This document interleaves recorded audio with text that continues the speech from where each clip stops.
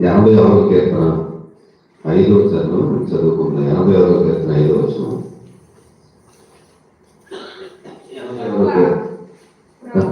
ప్రభువా నీవు దయాళుడు, క్షమించుటకు సిద్ధమైన మనస్సు గలవాడవు.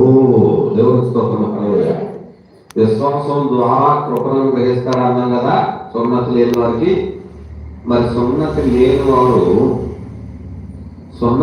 వారు విశ్వాసులు అవ్వాలంటే ఒక పని చేయాలి. ఏంటది? ఏ పని చేయాలంటే అందరూ పాపులు కదా, పాపాన్ని దేవుని సన్నిధిలో ఒప్పుకోవాలి.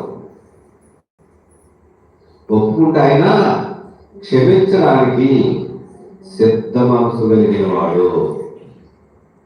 ఎవరినైనా, ఎలాంటి పాత్రైనా, ఎలాంటి పాపాన్నైనా క్షమించడానికి